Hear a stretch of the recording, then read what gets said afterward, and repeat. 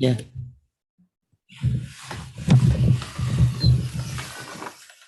Assalamualaikum warahmatullahi wabarakatuh. Alhamdulillahirabbil alamin. Wassalatu wassalamu ala asrofil anbiya'i wal mursalin sayyidina Muhammadin wa ala alihi wa sahbihi ajma'in. Amma ba'du. Rabbi shrahli sadri wa yassirli amri wahlul 'uqdatam min lisani yafqahu qawli. Puji syukur kehadirat Allah Subhanahu wa Ta'ala yang telah melimpahkan rahmat, taufik, dan hidayahnya kepada kita semua, sehingga kita dapat berkumpul bersama dalam kajian online Komunitas Muslimah Emerald bersama Ustadz Agus Hendra. Tak lupa sholawat serta salam kepada junjungan kita Rasulullah Muhammad SAW beserta keluarga dan para sahabatnya. Mudah-mudahan kita semua mendapatkan syafaatnya di yaumil akhir nanti. Amin. Allahumma amin. Tema kajian online kita adalah mengkaji kitab Sahih Fikih Sunnah dengan subbahasan hukum sholat qashar. Baiklah, agar kajian online ini dapat berjalan dengan baik, maka mohon kerjasama dari Bapak atau Ibu untuk mengaktifkan mute audio, dan jika ada pertanyaan, mohon dapat menuliskannya melalui kolom chat. Sebelum memulai kajian ini, kita buka dengan membaca basmalah. Bismillahirrahmanirrahim. Kepada Ustadz Agus Hendra, waktu dan tempat kami persilahkan. Bismillahirrahmanirrahim. Assalamualaikum warahmatullahi wabarakatuh. Alhamdulillah. Nahmaduhu wa nasta'inuhu wa nastaghfiruhu wa na'udzu billahi min syururi anfusina wa min sayyiati a'malina. May yahdihillahu fala mudilla lahu wa may yudlil fala hadiya lahu. Asyhadu an la ilaha illallah wahdahu la syarika lahu wa asyhadu anna Muhammadan 'abduhu wa rasuluhu. Ya ayyuhalladzina amanu taqullaha wa qulu qawlan sadida yuslih lakum a'malakum wa yaghfir lakum dzunubakum wa may yuti'illahu wa rasulahu faqad faza fawzan 'azima. Amma ba'du fa inna asdaqal hadits kitabullah wa khairal hadi hadi Muhammadin sallallahu alaihi wasallam. Syarrul umur muhdatsatuha wa kullu muhdatsatin bid'ah wa kullu bid'atin dhalalah wa kullu dhalalatin finnar. Bapak Ibu sekalian yang dimuliakan Allah Subhanahu wa taala. Alhamdulillah kita ketemu di Majelis Ta'lim KME Komunitas Muslim Emerald Masjid As-Saff di Bintaro. Alhamdulillah Allah mudahkan kita untuk menuntut ilmu di siang hari ini. Mungkin ada sebagian yang mungkin ngantuk, ada mungkin yang dari pagi aktivitas. Masya Allah, Allah mudahkan Bapak Ibu untuk menuntut ilmu dalam keadaan capek, dalam keadaan istirahat. Semoga apa yang capek di dunia ini menjadi sebab bekal nanti di akhirat insya Allah. Bapak Ibu sekalian, muliakan Allah, kita akan bahas tentang masalah sholat qashar.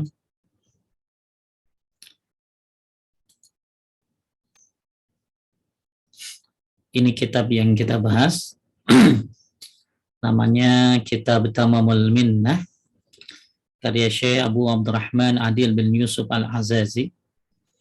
Ini ada 3 jilid. Kita akan masuk kepada sholat orang yang mendapatkan uzur. Di antaranya adalah orang yang bepergian, yang disebut dengan musafir. Bapak Ibu pasti suka musafir, suka bepergian. Dan saya sering bahas tentang adab-adabnya. Adab-adab bepergian, banyak sekali adab-adabnya. Kurang lebih ada 20-an di kitab ini. Tapi yang kita bahas sekarang bukan adab-adab safar, tapi tentang sholat qashar, itu ketika Anda bepergian. Sholatnya orang yang bepergian atau musafir, hukum sholatnya musafir. Bagi musafir, disyariatkan untuk mengqashar sholat yang 4 menjadi 2. Yang 4 menjadi 2, duhur, asar, isya. Maka ini yang disyariatkan diqashar. Diqashar itu berarti diringkas. Sekali lagi ibu-ibu, jangan suka bilang qadha ya, bukan qadha ya. Kalau qadha beda sama qashar. Ini kadang-kadang ibu-ibu suka salah nyebutin. Kalau qadha itu ibu ketiduran, subuh jam 7 ketiduran, nah ibu itu, lalu ibu sholat subuh, itu namanya qadha. Qadha itu membayar yang dia lupa gitu loh. Itu namanya qadha. Ibu lupa tadi malam belum sholat isya, baru itu, lalu ibu sekarang sholat isya, itu namanya qadha, karena kelupaan, karena ketiduran. Tapi yang kita bahas ini bukan qadha, namanya qashar. Qashar ini apa? Ya, sholat yang diringkas. Nah, bagi musafir, ada yang bilang wajib, ada yang bilang rukhsah. Rukhsah ini keringanan. Untuk apain? Untuk mengqashar sholatnya. Yang jadinya 4 jadi 2. Berdasarkan firman Allah, wa idza darabtum fil ardi falaysa 'alaikum junahun an taqsuru minas salati in khiftum ayyaftinakumul ladzina kafaru. Dan apabila kamu berpergian di muka bumi, maka tidaklah mengapa kamu mengqashar salatmu. Maka di sini ada kalimat maka kamu tidak mengapa. Ya, maka ada yang bilang ini bagian dari wajib, ada yang bilang ya pilihan. Mau sholat biasa boleh, mau qashar boleh. Ya, ada 2 pendapat memang tentang masalah qashar dan jama' ini. Jika kamu takut diserang orang-orang kafir, ada berita yang mutawatir bahwa Rasulullah Sallallahu Alaihi Wasallam mengqashar salat dalam safarnya. Ya, baca. Tetapi ulama berbeda pendapat tentang hukum qashar dalam safar. Di antara mereka ada yang berpendapat wajib dan orang yang menyempurnakan sholatnya akan berdosa. Ini pendapat mazhab Hanafi dan Zahiri. Pendapat yang lain bahwa qashar adalah rukhsah atau keringanan, dan ini pendapat mazhab Syafi'i, Maliki, dan Hambali. Tetapi mereka berbeda pendapat. Apakah menyempurnakan sholat itu lebih utama atau yang mengqashar? Yang dipilih oleh Ibnu Taimiyah bahwa menyempurnakan sholat adalah makruh. Baik. Jadi, nah kita banyak ya, ada beberapa riwayat bahwa Nabi Shallallahu Alaihi Wasallam sholatnya diqashar. Ya ada, ya. Tapi para ulama berbeda pendapat. Ini hukum qashar ini wajib apa rukhsah? Rukhsah ini keringanan. Ya, pendapat yang pertama wajib rukhsah. Siapa yang enggak rukhsah, wajib qashar. Ya, maka ini pendapatnya mazhab Abu Hanifah dan Zahiri. Wajib diqashar. Kalau enggak qashar, berdosa dia. Ini pendapat yang pertama. Pendapat yang kedua, enggak apa-apa, enggak diqashar, sholat biasa aja. Duhur jam 12, 4. Asar jam 3, 4 gitu loh. Enggak usah diqashar. Ya, tapi sholatnya biasa aja. Kenapa? Karena qashar itu adalah keringanan, yang mau ambil silakan, yang enggak silakan. Ya. Nah, ini pendapat Syafi'i, Malik, dan Hambali. Nah, jadi itu 2 pendapat tuh. Ada yang bilang wajib, ada yang bilang apa tadi? Ada yang bilang wajib, ada yang bilang ini adalah keringanan. Boleh diambil, boleh tidak. Akan tetapi, ya mohon ibu-ibu, videonya yang memang lagi santai, ya, ini ya, videonya dimatiin.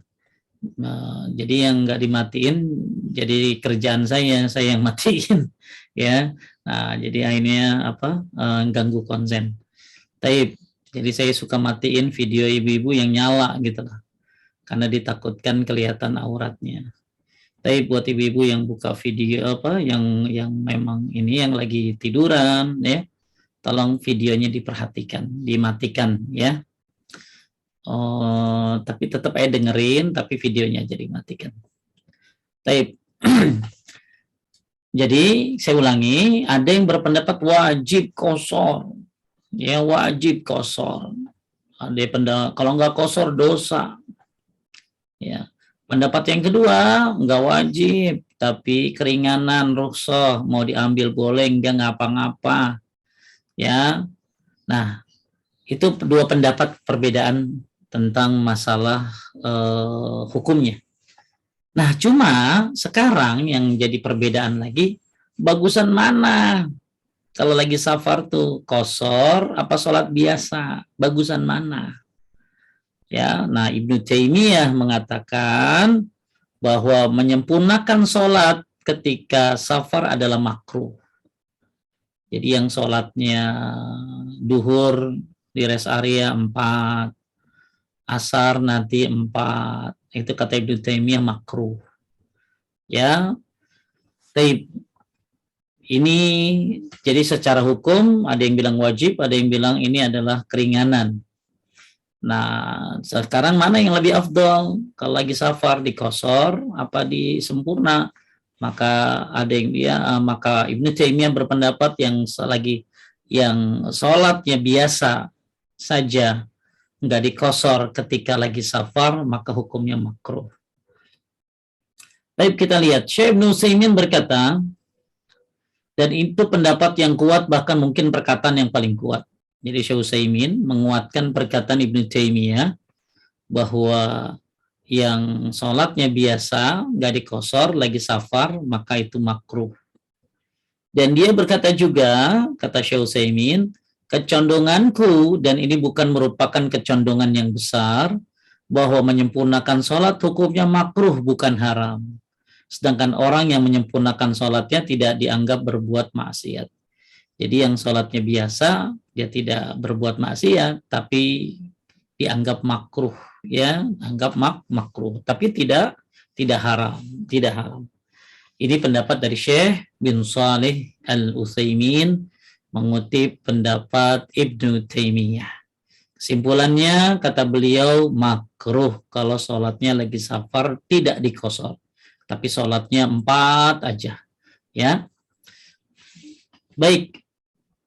Dalil-dalil yang mewajibkan qashar. Nah, ini kita akan bahas sekarang perbedaan pendapat. Apa dalil kalau sholat qashar itu wajib? Yang pertama, Nabi Shallallahu Alaihi Wasallam selalu melakukan qashar dalam safarnya, dan tidak terdapat hadis yang menyebutkan bahwa beliau Shallallahu Alaihi Wasallam menyempurnakan sholat yang 4 rakaat. Di samping sabda beliau Shallallahu Alaihi Wasallam, sholatlah sebagaimana kalian melihat aku sholat, sallu kama ra'aitumuni usalli. Jadi nggak ada riwayat kalau Nabi kalau lagi safar sholatnya itu 4. Ya, Nabi itu kalau lagi safar selalu sholatnya 2. Nggak pernah dalam riwayat Nabi sholatnya 4.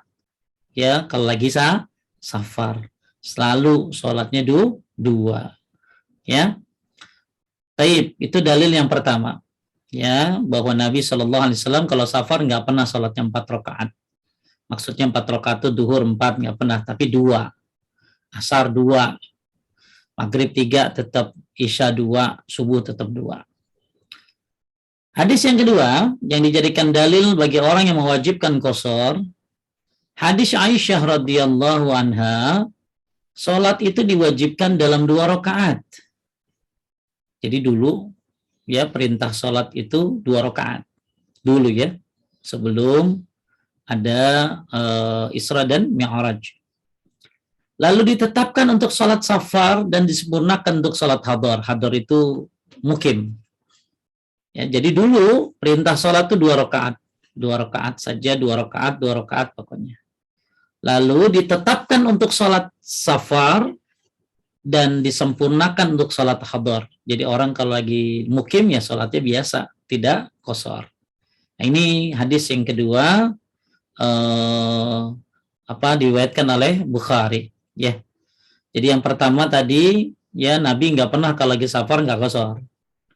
Ya, selalu qashar. Nggak ada riwayat Nabi sholatnya 4, selalu 2. Yang kedua, dalil yang mewajibkan qashar kalau lagi safar adalah bahwa Aisyah mengatakan sholat itu diwajibkan dulunya adalah 2 rakaat, lalu kemudian ditetapkan untuk 2 rakaat itu untuk sholat safar, dan disempurnakan untuk sholat hadar. Hadar ini kalau lagi mukim, Anda sekarang kan di rumah ya, sholatnya biasa.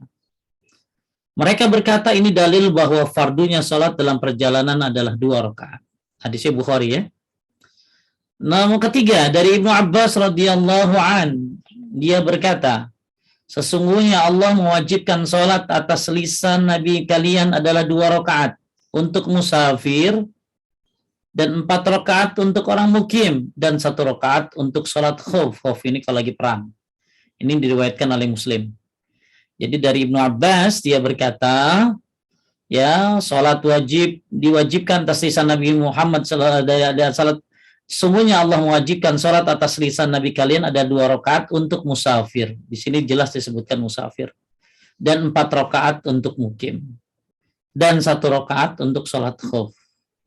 Ibu-ibu dengerin dulu ya, jangan nanya dulu. Nanti setelah selesai baru nanya. Biar ibu tahu semuanya detailnya. Inilah 3 dalil yang menjadikan qashar itu wajib bagi pengusungnya. Bagi yang berpendapat wajib, ini dalilnya. Ibu ya, jadi kalau ibu-ibu memang kalau lagi safar selalu di qashar, nah ibu harus tahu dalilnya apa. Bukan hanya sekedar kan safar, musafir, qashar. Tapi ibu harus tahu dalilnya apa. Yang pertama saya ulangi, Nabi kalau safar nggak pernah sholatnya 4.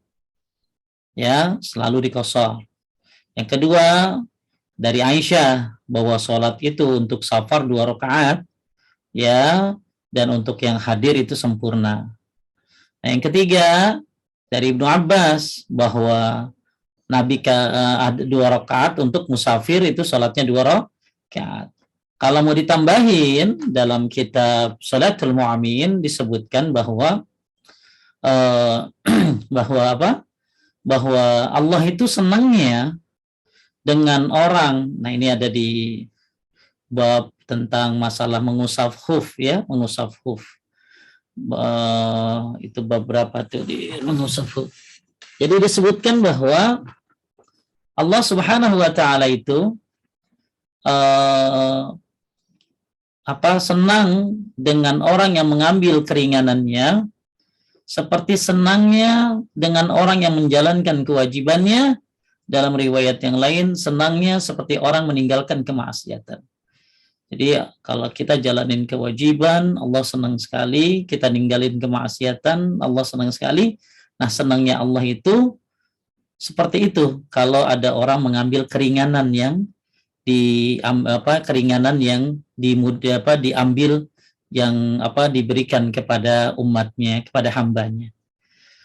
Baik, jadi betapa senangnya Allah Subhanahu wa taala dalam kitab Shalatul Mu'min disebutkan di bab tentang mengusap khuf ya, ketika seorang hamba melakukan keringanan-keringanan yang diberikan oleh Allah Subhanahu wa taala, termasuk tentunya salat ya dalam musafir.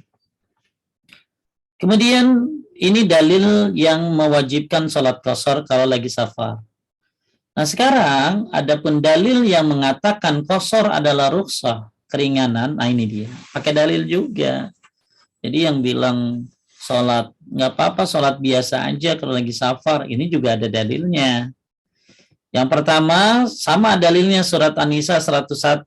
Mereka mengatakan tidak berdosa, tidak menunjukkan keharusan. Ya, nah, ini perbedaan penafsiran. Kedua, telah disebutkan tentang sebagian sahabat yang menyempurnakan sholat 4 rakaat seperti Utsman. Jadi Utsman bin Affan radhiyallahu an itu pernah lagi safar sholatnya 4. Lagi safar. Ya. Kemudian Ibnu Mas'ud dan Aisyah, ya, di antara mereka ada yang meriwayatkan hadis-hadis tentang qashar seperti Aisyah. Seandainya Aisyah menganggap fardu dalam konteks hadis tersebut adalah wajib dan harus, dia tidak akan sholat 4 rakaat, tapi dia berkata kepada Urwah ketika Urwah bertanya kepadanya tentang sholat yang lengkap. Jadi pernah Aisyah tuh lagi safar tapi sholatnya 4 rakaat.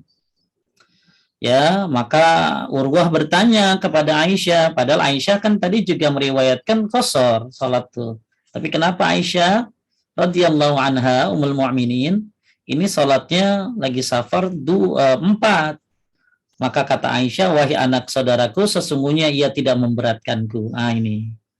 wahai anak saudaraku, sesungguhnya ia tidak memberatkanku. Ya, jadi Aisyah tidak berat untuk sholat 4. Ya, walaupun dia juga meriwayatkan sholat qashar berapa? 2 rakaat. Ya, jadi Aisyah pernah sholat 4 rakaat padahal lagi safar, lalu ditanya sama Urwah. Maka jawab Aisyah, wahai anak saudaraku, sesungguhnya ia tidak memberatkanku. Waktunya sholat 4 nggak nyusahin saya. Dari sini dikatakan bahwa dia memahami rukhsah itu. Jadi dari sinilah akhirnya diambil kesimpulan bahwa sholat lagi safar itu bukan wajib qashar tapi rukhsah. Yang merasa memang berat ya 2 aja, ya 2 saja.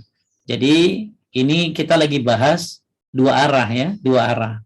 Siapa yang bilang sholat qashar itu wajib, tadi dalilnya sudah.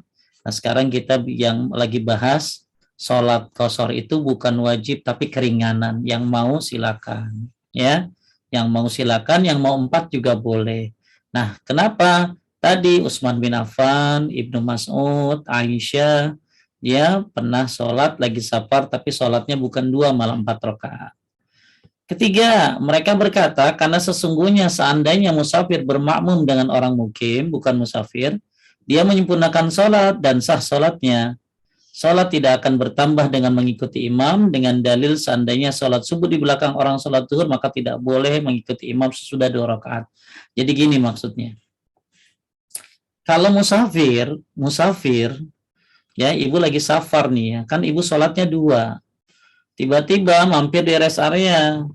Begitu ibu mampir di rest area, itu imam lagi sholat, lagi baru qomat.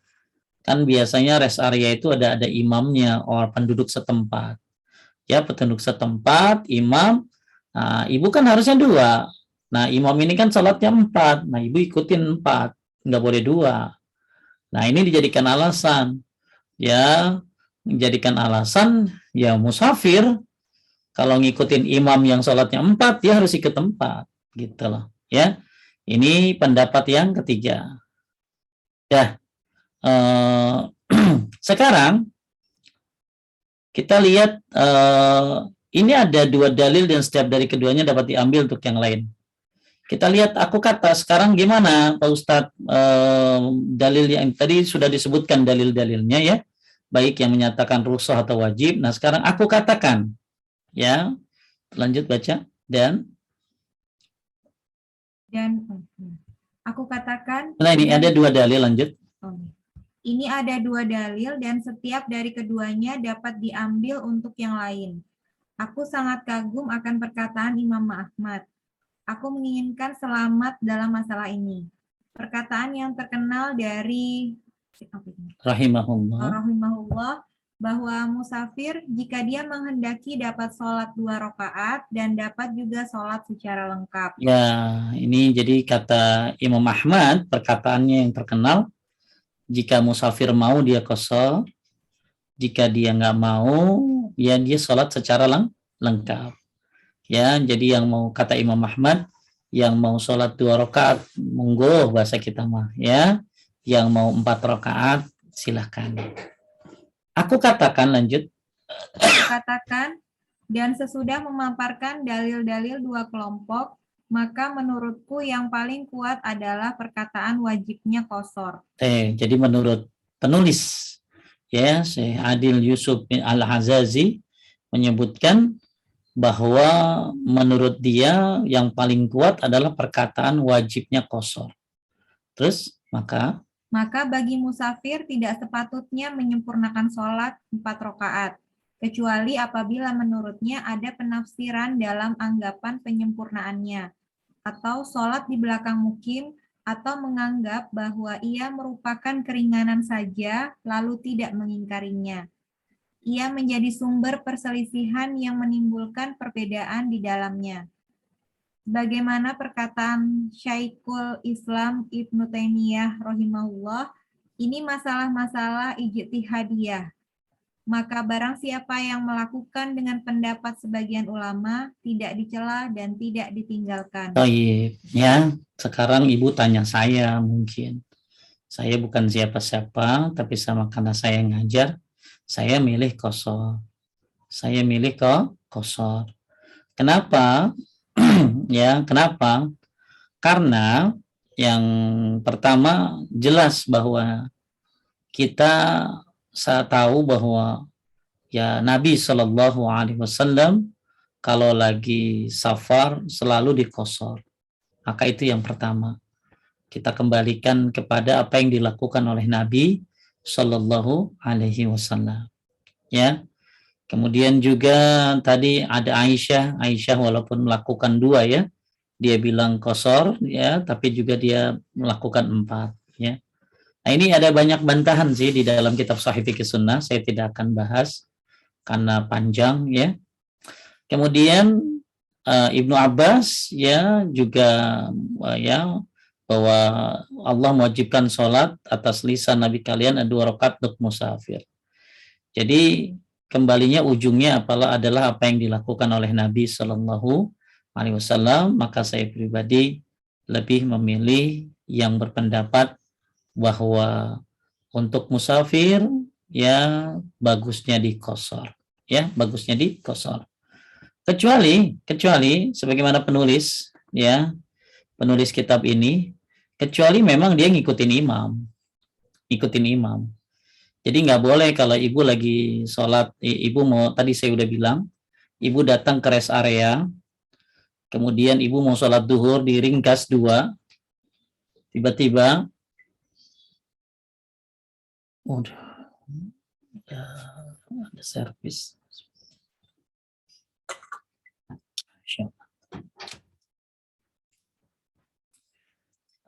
Tiba-tiba imamnya sholatnya 4 ya kan, biasanya kalau di masjid-masjid rest area itu kalau pas tepat waktu itu selalu imam yang orang kampung di situ yang ditunjuk biasanya ya, maka ya kita ikutin 4 gitu loh, ikutin 4.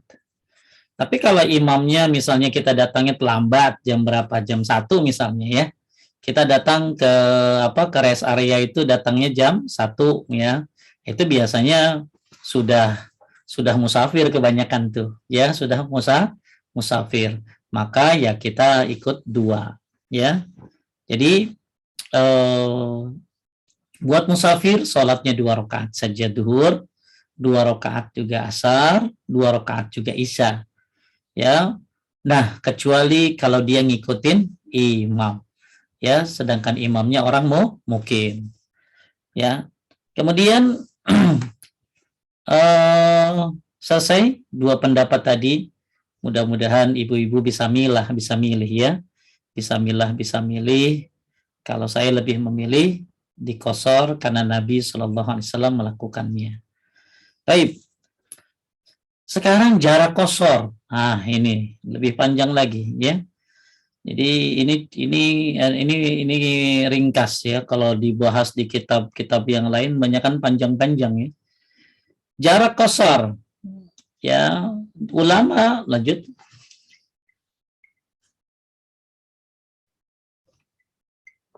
Yang baca. Kaidah. Ayo baca. Bismillah. Jarak qasar. Ulama berbeda pendapat tentang batasan jarak yang disyariatkan qasar.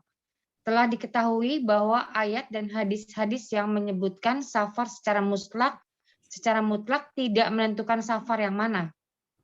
Ibnu Taimiyah rahimahullah berkata, apabila yang terjadi demikian, maka kamu katakan semua nama tidak dapat ditentukan secara bahasa maupun syariat, maka kembalikanlah hal itu kepada kebiasaan. Baik. Jadi ulama itu berbeda pendapat lagi tentang jarak. Kan kalau kita mah tenarnya 80 km. Ya. Nah, sekarang sebenarnya ada enggak 80 km itu gitu loh. Ya. Ada enggak perintah untuk melakukan berapa? 80 km itu. Maka sebelum kita bahas tentang 80 km, kita lihat dulu. Ya, jadi kalau Ibnu Taimiyah, beliau mengatakan bahwa jarak safar itu dikembalikan kepada kebiasaan daerahnya. Ya, kebiasaan daerahnya apa? Ya, maka dikembalikan pada kebiasaan. Ya, kebiasaan kita nih. Kalau misalnya ke Bandung, pasti kalau ditanya ke Bandung, ya orang pasti bilang safar, orang ya apalagi orang Bintaro, Bandung safar. Bogor, udah mulai ragu-ragu itu. Ya, saya tetap tegas safar. Sentul, udah mulai lagi tuh bingung itu. Ya, bingung. Ya, Sentul. Safar enggak ya? Safar enggak ya? Gitulah. Maka kan karena gini loh, kebiasaan tuh beda-beda gitu loh. Makanya kalau orang Madinah begitu ke Bir Ali, mereka langsung sholat 2 rakaat. Kenapa? Karena kebiasaan mereka kalau sudah sampai Bir Ali ya atau Zulhulaifah itu safar. Ya, padahal jarak antara Bir Ali dengan Madinah dekat gitu loh. Karena kembali kepada kebiasaan. Nah, kalau di kita ini agak sulit juga kebiasaannya gitu loh. Maka kalau ditanya Bandung, safar, Tasik ya apalagi. Ya, tapi udah Bogor. Nah, Bogor mana nih Tat? Kan gitu loh. Orang udah Bogor mana nih Tat? Gitu loh. Ya. Nah, saya tetap safar. Nah, kemudian pertanyaannya lagi, ya Sentul lah udah pada bingung deh tuh. Maka solusinya ketika bingung, ya, maka tadi kalau memang kebiasaannya bingung, ini Sentul ini safar apa enggak ya? Baru deh. Kalau Anda tidak punya kebiasaan ke situ safar, enggak kayak kalau ke Bogor kan tadi safar, ke Bandung safar, maka tadi jarak yang 80 km itu bisa jadi alasan. Oh, lihat kilometernya 80. Nah, ini adalah salah satu solusi kalau kita bingung ini jarak safar apa bukan. Ya. Baik. Selanjutnya, dan dia juga berkata, tetapi tentu yang demikian itu apa yang dianggap kebiasaan sebagai safar. Seperti berbekal dan keluar ke Sahara. Ya, ini kalau orang Arab ya, bawa bekal dan ke Sahara.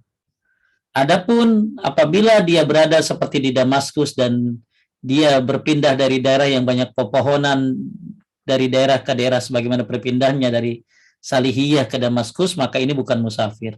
Sebagaimana kota Madinah, di mana menurut setiap kaum posisinya berada di tengah-tengah, baik pohon kormanya, kuburannya, dan masjidnya, bagi Kuba dan selain Kuba, dan keluarnya Nabi SAW ke Kuba tidak dianggap safar. Kalau ke Kuba tidak safar. Kalau ke Kuba, Masjid Kuba tahu ya, yang sholat di situ, sunnahnya itu hari Sabtu. Kalau ke Kuba itu sunnahnya hari Sabtu, maka ibu kalau cari travel yang berangkatnya Kamis. Nah, biasakan per Jumat itu istirahat. Nah, Sabtu biasanya ke Kuba. Nah, itu sunnahnya emang hari Sabtu ke Kuba. Nah, kalau ke Kuba, Nabi SAW tidak mengqashar. Ya. Tapi kalau kemana tadi Bir Ali, Zulhulaifah, maka dikosor. Aku katakan mungkin yang dapat dikatakan bahwa jarak. Nah, sekarang kita udah mulai bicara jarak nih, ya jarak nih. Jadi jarak banyak nih, ya jarak banyak. Ada di riwayat 3 hari, ada 3 hari 3 malam, ada 1 hari 1 malam, ada yang tadi 80 km. Ada lagi nih, ya. Aku katakan mungkin yang dapat dikatakan bahwa jarak yang paling dekat untuk mengqashar salat adalah 3 farsah. Kita lihat 3 farsah ini berapa? Karena hadis Anas, coba pakai kalkulator ya. Karena hadis Anas dia berkata, Rasulullah Shallallahu Alaihi Wasallam apabila keluar dalam perjalanan 3 mil atau farsah, beliau mengqashar salat. Lihat 179. Ya, hadisnya riwayatkan Muslim. Nanti kita baru hitung nih. Al-Hafiz rahimahullah berkata, ia adalah hadis yang paling sahih dan jelas yang dibawakan dalam keterangan ini.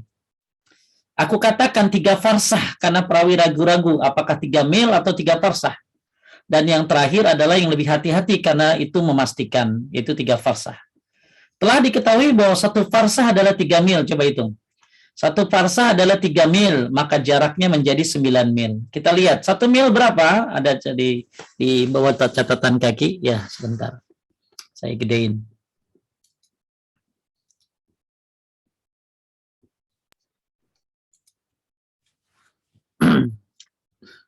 Satu mil kira-kira 4.000 hasta. Satu hasta 6 kepalan. Dan ia sebanding dengan 24 so dan satu aso, dan satu aso kira-kira 1925 cm, maka satu hasta adalah, lihat, 1925 kali 24, 46,2 cm. Berdasarkan ini, maka 1 mil kira-kira 46,2 kali 4.000, berarti 1848 meter. Perjalanan 3 parsah berarti 9 kali 1848, berarti 16 kilo, 632 kilometer. Dekat nggak? 16 kilo. Dekat, Ustaz. Nah, 16 kilo. Ya, jadi jangan salah ya. Kalau ada orang, saya punya teman itu, kalau mau jalan kemana-mana, udah berapa kilo? Ya, ini udah kosor. Kalau udah 16 kilo. Ya, apalagi sekarang kan Masya Allah, 16 kilo berapa menit? Ya, pakai mobil. Baik. Jadi 16 kilo 632 kilometer. Ini paling dekat jarak safar. Kita buletin aja biar gampang ya. Tapi nggak boleh buletin lah. 16,6 kilo. Ya, mungkin 16,632 lah. Jadi kembali lagi kita lihat hadisnya. Saya ulangi ya hadisnya ibu-ibu ya. Catat tuh berapa tadi? 16,6. 16,6 ya. Coba lihat. Coba kita baca hadis lagi. Jadi kan ada perbedaan pendapat ibu-ibu. Mana sih jarak qashar itu? Ya, ada yang bilang 3 hari 3 malam, 1 hari 1 malam, 80 kilometer. Ada lagi satu lagi nih yang lagi ini kita bahas, banyak pendapat tentang masalah itu. Makanya kenapa kalau Ibnu Taimiyah jarak safar itu dikembalikan kepada kebiasaan. Nah ya, nah sekarang kalau memang ada jarak safar, berapa jarak safar yang paling dekat? Maka di sini coba baca lagi. Aku katakan dari atas ada? Siapa yang baca? Dari aku katakan ya Ustaz ya, dengan Aida Ustaz. Aku katakan mungkin yang dapat dikatakan bahwa jarak yang paling dekat untuk mengqashar sholat adalah 3 farsah. Karena hadis Anas dia berkata Rasulullah alaihi wasallam apabila keluar dalam perjalanan 3 mil atau farsah, beliau mengqashar sholat. Taib. Jadi 3 farsah itu berapa tadi? Teh? 16,6 kilometer. Ya, dah, ya. Nah, ini hadisnya nih, ya. Jadi hadisnya kita lihat 179 Muslim loh hadisnya. Tuh kelihatan ya. Saya tandain tuh. Hadisnya riwayat Muslim. Abu Dawud, Ahmad, ya. Taib. Jadi 3 farsah itu 3 mil. Berarti kalau 3 farsah berarti 9 mil. 9 mil itu berapa? 16,632 kilometer. Anggaplah kalau mau gampangin ya 17 kilometer. Ya biar gampang gitu loh ya. Biar gampang. Tapi yang ini 16,632 kilometer. Telah diketahui bahwa satu farsah ada 3 mil, maka jaraknya Aku katakan penulis 3 farsah karena perawi ragu-ragu apa 3 mil atau 3 farsah, dan yang terakhir ada yang lebih hati-hati karena ia memastikan. Ya, jadi 3 farsah bukan 3 mil menurut penulis. Kalau 3 mil berarti lebih dekat lagi dong. Ya, kalau 3 mil berarti lebih dekat lagi. Nah, ini diambilnya 3 farsah, berarti hampir 17 km. Nah, itu jarak safar yang paling apa tadi? Paling dekat. Ya, paling dekat. Baik, kita lanjutkan. Udah. Jadi kesimpulannya gimana jaraknya Pak Ustadz? Baik, saya simpulkan. Perhatikan. Jadi bagi ibu-ibu yang memang punya kebiasaan safar, kalau ke Bogor pasti ibu safar. Kalau kemana? Ke daerah Sentul pasti ibu safar. Maka ibu lanjutkan safar ibu. Ya, maksudnya sholatnya 2 rakaat. Tapi kalau ibu ragu-ragu ini jarak qasar apa bukan, maka ada 2 pendapat. Ambil yang berapa tadi? 80 km. Yang kedua berapa tadi? 17 atau 16,600 sekian. Anggaplah 17 km. Ya, jadi nggak usah bingung, ya, nggak usah bingung. Yang penting ibu safar gitu loh. Ya, safar itu kan nggak kayak safar itu kan istilahnya ya ibu pasti niatnya juga udah lain, mau safar gitu loh. Ngomongnya udah lain tuh, mau safar ya. Nah, cuma jaraknya seberapa? Maka jaraknya banyak pendapatnya. Berarti kalau disimpulkan ada 3 ya, ada 3. 1, ikuti kebiasaan Anda, ya, kebiasaan yang Anda lakukan gitu loh ya. Kemudian Anda biasa ke Bogor safar, ya udah saya sholat 2 rakaat. Anda biasa ke Ciawi safar, terus lanjutkan kebiasaannya. Ya. Yang kedua adalah 80 km. Bagi yang bingung, ya, bagi yang bingung, ambil 80 km. Atau yang ketiga, ambil berapa tadi? 16,6 km. Tapi kalau pakai 16 kayaknya safar, ya, gampang safarnya, ya. Baik, inilah masalah jarak selesai. Ambil kebiasaan. Kalau bingung, ya udah 80 km. Ya, masih terasa berat, ambil 16,6 km. Ya, 17 km lah. Sekarang kita bahas waktu yang membolehkan musafir mengqashar sholat. Lanjut. Waktu yang membolehkan musafir mengqashar sholat. Demikian pula ulama berbeda pendapat tentang waktu yang apabila musafir tinggal di suatu tempat dan wajibnya melaksanakan sholat secara sempurna. Sebagian mereka berpendapat agar tidak lebih dari 4 hari. Dan sebagian lain berpendapat waktunya hingga 15 hari. Dan di sini masih ada pendapat-pendapat yang lain. Di antaranya ada yang berpendapat sesungguhnya syariatnya secara mutlak dan hal itu tidak dibatasi oleh waktu, sebagaimana tidak dibatasi oleh jarak. Telah ditetapkan bahwa Nabi SAW tinggal di Tabuk selama 20 hari dengan mengqashar sholat. Dan di Makkah 17 malam dengan mengqashar sholat. Baik, sekarang saya tanya sama Teh Haida, yang Tena berapa hari qashar tuh? 4 hari. Baik, 4 atau 3 hari.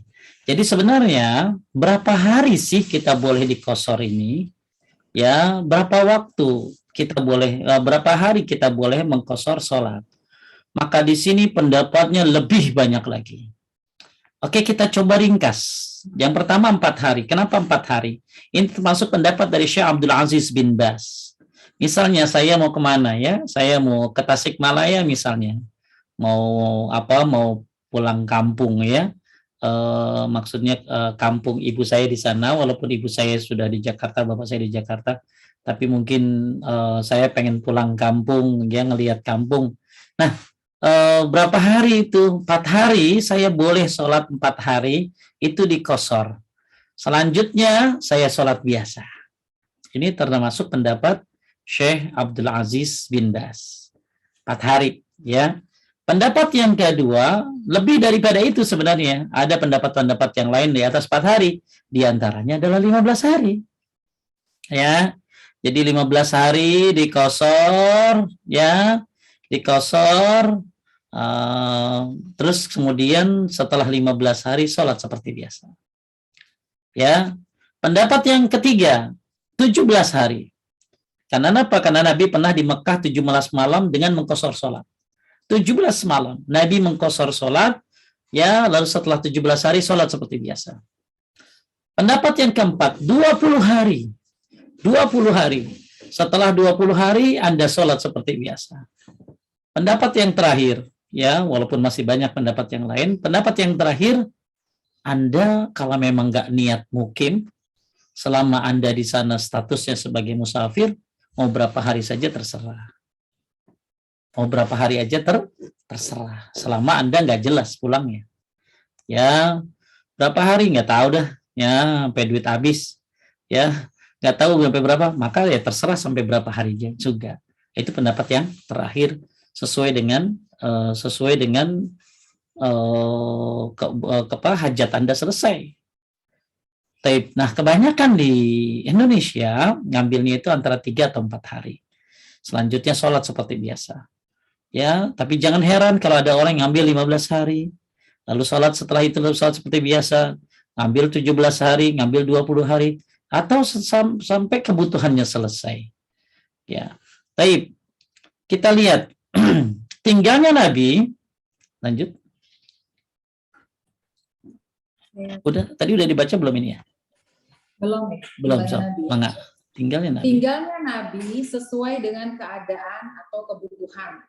Lalu Nabi Shallallahu Alaihi Wasallam tidak mengatakan, barang siapa yang tinggal lebih dari itu harus menyempurnakan sholatnya. Oleh karena itu, pendapat ini adalah pendapat yang paling kuat, bahwa musafir dianggap bepergian sama saja dia berniat tinggal lebih dari 4 hari, atau 20 hari, atau kurang dari itu, atau lebih dari itu. Baik, jadi Nabi tuh nggak pernah bilang begini, kalau udah 4 hari sholat biasa ya, nggak pernah. Kalau udah 20 hari sholat biasa ya, gitu loh. Jadi memang yang saya tahu dari kitab Al-Waziz juga menyebutkan ya berapa hari terserah selama Anda memang sebagai musafir. Jadi barang siapa yang tinggal lebih dari itu harus menyempurnakan sholat. Nabi nggak pernah bilang begitu. Oleh karena itu, pendapat ini adalah pendapat yang paling kuat. Bahwa musafir dianggap bepergian sama saja dia berniat tinggal lebih dari 4 hari atau 20 hari, atau kurang atau lebih dari itu. Baik, kita lihat Ibnu Taimiyah rahimahullah mengatakan, adapun yang dijelaskan oleh sunnah dan telah diketahui bahwa Nabi Shallallahu Alaihi Wasallam tidak mensyariatkan bagi musafir kecuali 2 rakaat, dan beliau tidak membatasi safar dengan waktu dan tempat, dan tidak dibatasi juga tinggalnya dengan batasan waktu 3, 4, 12 atau 15 hari. Sesungguhnya ia mengqashar sebagaimana yang terjadi pada golongan salaf yang melakukan. Hingga Masruq ketika telah diangkat menjadi pimpinan wilayah yang tidak dipilihnya, lalu dia tinggal selama 2 tahun dengan mengqashar sholat. Jadi ada ini ya, Masruq, beliau tinggal 2 tahun ya di tempat yang beliau telah diangkat menjadi pemimpin wilayah yang tidak dipilihnya. Dia tinggal di situ 2 tahun dikosor sholatnya. Kaum muslimin pernah tinggal di Nawahan selama 6 bulan dengan mengkosor sholat. Tuh, ya. Dengan pengetahuan mereka bahwa keperluan mereka tidak dapat ditentukan dalam 4 hari atau lebih. Selama seorang musafir dianggap bepergian, dia boleh mengkosor sholat walau tinggal di suatu tempat selama berbulan-bulan. Baik. Jadi kalau diambil kesimpulan gimana Pak Ustadz? Kita menghormati mereka orang yang ketika mukim 3 hari lalu sholat seperti biasa. 3-4 hari sholatnya dikosor lalu kemudian sholatnya seperti biasa. Kemudian atau berapa tadi lagi? 3, 4, 12 hari, ada lagi 15 hari, ada lagi berapa tadi? 17 malam, ada lagi Nabi ya pernah juga 20 hari lalu mengqashar sholatnya. Jadi Nabi tidak mengatakan kalau sudah 20 hari sholat seperti biasa. Kalau udah 15 hari sholat seperti biasa. Makanya kalau Syekh Abdul Aziz bin Baz, kalau udah 4 hari sholat seperti biasa. Jadi siapa yang bepergian misalnya 4 hari kata beliau, ya maka dia boleh mengqashar sholatnya. Tapi kalau misalnya jadi setelah 4 hari ya sholat seperti biasa. Kemudian kalau lebih dari itu ya sholat seperti biasa. Jadi ketika ada orang misalnya ya Ustadz kalau kita di Mekah gimana? Ya kalau kita di Mekah gimana? Nah ini nanti dulu pertanyaannya Ibu dengerin dulu ya. Ibu-ibu nih udah gatal nanya aja dah. Ya. Nanti dulu dengerin dulu baru nanya ya. Biar paham dulu baru nanya gitu ya. Dah.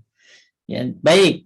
Jadi untuk masalah berapa lama Maka maka ibu-ibu mana? Kan tadi kembali kepada pendapat Ibnu Taimiyah. Apa pendapat Ibnu Taimiyah? Baik, sekali lagi kita baca. Ini masalah ijtihadiyah, maka barang siapa yang melakukan dengan pendapat sebagian ulama tidak dicela dan tidak ditinggalkan. Ya, selama apalagi memang ada ulama yang mendukungnya. Jadi saya ngambil 4 hari aja, selanjutnya sholat seperti biasa ya silakan. Oh, saya ngambil kayaknya 7 hari deh, ya. Saya ngambil 15 hari, saya ngambil 20 hari deh, ya. Maka ini tidak dicela, ya. Makanya kembali lagi nih kepada pendapat Ibnu Taimiyah tadi. Adapun yang dijelaskan oleh sunnah dan telah diketahui bahwa Nabi SAW tidak mengisyaratkan bagi musafir kecuali 2 rakaat dan beliau tidak membatasi safar dengan waktu dan tempat dan tidak dibatasi juga dengan tinggal dengan batasan waktu 3, 4, 12, 15 hari. Sesungguhnya ia mengqashar sebagaimana yang terjadi pada golongan salaf yang melakukannya. Hingga masyruq, pernah tadi masyruq berapa tahun? 2 tahun diqashar. Ibnu Abbas dalam kitab Sahih Fiqh Sunnah disebutkan 1 tahun kalau nggak salah mengqashar sholat. Kemudian Ibnu Umar pernah di Azerbaijan ya mengqashar sholat sampai 6 bulan. Ya. Terus kaum muslimin pernah tinggal di Nawahan selama 6 bulan dengan mengqashar sholat. Dengan pantauan mereka ada ya. Selama seorang musafir dianggap bepergian, dia boleh mengqashar sholat walau tinggal di satu tempat selama berbulan-bulan. Taib ya. Jadi ini kembali lagi ini masalah fikih. Banyak masalah-masalah perbedaan. Yang penting jangan ninggalin sholat. Jangan ninggalin sholat. Kemudian Anda mau ngambil berapa? Saya mau ngambilnya 4 lah. Ya kalau di Mekah kita lain lah ya. Kalau di Mekah kita ngikutin imam sholat berjamaah. Tapi misalnya, aduh saya capek, sakit kayaknya capek nih. Ya. Kalau ke masjid lagi saya kayaknya meriang, Anda sholat aja qashar 2 rakaat di hotel, ya. Jadi ini dikembalikan kepada bagaimana pendapat-pendapat para ulama dan kita mengambilnya, maka berlogowo lah, ya, berlapang dada ketika ada yang berbeda pendapat. Oh saya mah 4 hari, kalau udah 4 hari saya sholat biasa, ya. Jadi masalah tadi sholatnya diqashar atau sholat biasa aja terjadi perdebatan. 1. Kemudian jaraknya aja terjadi perdebatan. Kemudian sekarang ya berapa lama itu juga terjadi perdebatan. Ya. Cuma yang dilakukan oleh Nabi sampai berapa tadi? Ada yang tahu? Nabi berapa hari? Paling banyak? 20 hari. Ya, Nabi sampai berapa tadi? 20 hari. Ya. Baik, 20 hari, setelah 20 hari baru sholat seperti biasa. Ya, tapi ada lagi yang tadi Ibnu Umar sampai 6 bulan, ya. Ada yang Ibnu Abbas sampai 1 tahun, ya. Gitu. Kemudian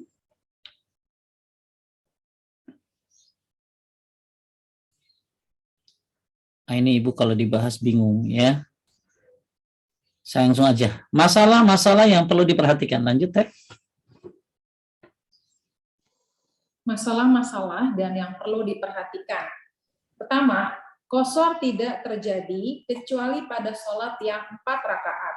Adapun sholat subuh dan maghrib, maka tidak ada qashar. Ya, subuh jangan diqashar ya. Qashar jadi berapa? 1. Ya, nggak boleh qashar subuh ya. Lanjut. Yang kedua, orang yang bolak-balik di mana dia berniat untuk tinggal boleh mengqashar sholat selamanya, walaupun berada dalam waktu yang lama. Tuh, ini menurut penulis ya, Syekh Adil bin Yusuf Al-Azazi, orang yang bolak-balik ya, di mana dia berniat untuk tinggal boleh mengqashar sholat selamanya walaupun berada dalam waktu yang lama. Maksudnya bolak-balik gitu loh. Ya, seperti apa? Ayo, pilot bolak-balik tuh dia. Anak kos bisa nggak Ustaz? Lagi nanti ya, lanjut ya. Lanjut. Yang ketiga, duta dan diplomat yang tinggal di kedutaan hukumnya sebagai orang mukim. Ini kembali jangan kepada ya. pendapat Ibnu Hazm sebelumnya. Demikian Demikian pula orang yang bekerja di luar negeri atau belajar. Maka mereka semua harus menyempurnakan sholat. Wallahu alam, ini adalah masalah perdebatan. Baik, ya pelajar. TKI, ya, diplomat, ya, karena nggak bolak-balik gitu loh. Bolak-balik itu apa sih? Dia harus ke sini gitu kan, dia ada di rumah nyantai gitu loh. Makanya saya senang pendapatnya Syekh Abdul Aziz bin Baz begini, ya, apalagi laki-laki ya, kalau dengar azan ya ke masjid gitu loh, ya, walaupun kenapa? Karena kata Syekh Abdul Aziz bin Baz, karena sholat berjamaah di masjid itu kewajiban, sedangkan yang namanya sholat di qashar itu rukhsah. Paham? Jadi misalnya saya kemana? Ya, misalnya saya ke Bandung. Lalu saya kan musafir kan? Ya, saya musafir. Terus, dengar azan. Boleh nggak begitu saya dengar azan, saya ke masjid gitu loh. Satu, saya sudah sampai kan? Ya, bukan dan musafir itu kan ada yang dalam perjalanan, ada yang udah nyampe gitu loh. Kalau yang dalam perjalanan, ya mendingan Anda di qashar. Kalau dalam perjalanan kan sibuk atuh. Ya, di perjalanan. Tapi kalau udah sampai, nah orang kan macam-macam nih kalau udah sampai nih. Ada yang udah sampai tapi bolak-balik. Ya, jam sekian saya harus meeting di sana. Ya, mungkin kayak bos AB gitu ya. Jam sekian, ya saya harus ke sana. Itu mah di qashar, mau berapa lama juga. Karena bolak-balik. Tapi kalau yang sudah di tempat, di hotel misalnya, ya diam, nyantai, maka dia punya pilihan. Mau apa di qashar silakan, mau sholat biasa silakan. Nah, kalau laki-laki misalnya, saya dengar azan, azan masjid ya nggak masalah gitu loh. Kenapa? Lah, saya kan pengen sholat berjamaah di masjid. Maka kata Syekh bin Baz, sholat berjamaah itu wajib, sedangkan Anda mengqashar sholat itu keringanan. Mengqashar sholat itu keringanan, sedangkan sholat berjamaah buat laki-laki adalah wajib. Maka saya boleh aja saya pergi ke masjid lalu sholat duhur bareng mereka, ya, bareng penduduk setempat. Tapi saya ngambil keringanan, saya mau sholatnya di qashar, ya udah saya datang ke masjid, sholat 4 rakaat dulu bareng imam, kemudian saya sholat 2 rakaat, saya karena masih musafir, ya 2 rakaat, jadi 4 duhur, 2-nya asar. Nah, jadi ini memang banyak kemudahannya, gak usah diambil pusing, ya, yang penting Anda jangan tinggalkan sholat, ya. Jadi ada yang berpendapat kalau orang di hotel di situ aja, ya udah Anda sholat biasa aja gitu loh. Tapi enggak, kan dia walaupun di hotel tetap musafir, enggak niat mukim di situ. Dia nanti juga besok pulang lagi, maka Anda mau lakukan qashar enggak masalah gitu loh. Ya. Tapi saya dengar azan mau ke masjid, silakan gitu loh. Habis sholat maghrib 3 langsung aja saya sholat 2 rakaat isya, boleh. Kenapa? Karena saya masih musafir gitu. Apalagi musafirnya sibuk, harus ke sini itu lebih boleh lagi. Makanya duta diplomat, ya, dan anak-anak kosan, ada orang-orang yang TKI atau pelajar-pelajar yang tinggal di negeri-negeri asing, maka dia sudah dianggap sebagai mukim, bukan musafir. Karena satu, ya nggak bolak-balik katanya, ya nggak bolak-balik. Kemudian lanjut masih. Qashar bagi musafir dimulai sesudah meninggalkan tempat tinggal di kota yang ditinggalinya. Dia tidak boleh mengqashar sholat sedang dia berada di daerah tempat tinggalnya. Karena telah disebutkan dalam hadis bahwa Nabi SAW tidak mengqashar sholat kecuali sesudah keluarnya beliau. Baik, perhatikan. Jadi qashar sholat itu nggak boleh di rumah. Ya, rumah di Bintaro. Mau safar saya, duhur 2, asar 2 di rumah, kagak boleh. Ya, harus keluar dari rumahnya, dari daerahnya. Baru nanti di rest area sholat qasharnya. Ini qasharnya di rumah, jangan ya. Jadi qashar itu dimulai sesudah meninggalkan tempat tinggal di kota yang ditinggalinya. Kita lihat dalilnya dari Anas. Dari Anas bin Malik radhiyallahu anhu, dia berkata, aku sholat zuhur 4 rakaat bersama Rasulullah Shallallahu Alaihi Wasallam di Madinah dan sholat asar 2 rakaat bersama beliau di Hulaifah dan beliau sebagai musafir. Baik, coba lihat nih. Aku sholat zuhur 4 rakaat bersama Rasulullah di Madinah. Dikosor apa biasa? Biasa. Biasa, karena belum keluar. Belum keluar dari mana? Dari Madinah. Jadi kalau misalnya begini, perhatikan ibu-ibu. Ibu jalan ke bandara jam 1. Ibu azan berkumandang jam 12. Ibu sholat zuhur dulu 4 rakaat di rumah. Kemudian nanti sampai bandara, pas sholat asar, baru ibu sholat 2 di bandara. Jangan sholat zuhur 2 di rumah, asar 2 di rumah. Itu bukan ini nggak bisa dihitung sebagai, jadi syarat ibu melakukan sholat qashar itu kalau udah keluar dari rumah ibu, keluar daerah. Maksudnya apa? Keluar kota yang ibu tinggali. Saya di Tangerang ya, berarti di Jakarta saya udah ini tuh. Atau yang memang jaraknya jauh gitu loh. Baik. Jadi kalau mau safar maka penting untuk lihat jam berapa keluarnya. Maka kalau mau safar, berangkat tuh sebelum zuhur. Kalau mau ngapain? Mengqashar. Ya misalnya ibu berangkat jam 10. Enak kan sampai bandara, ibu bisa apa? Ya bandara jam 11, tiba-tiba ya makan-makan dikit ya, kemudian ibu datang zuhur, udah sholat zuhur 2, asar 2, boleh dikosor, dijama atau kosor saja ya, karena berangkatnya udah jam 10.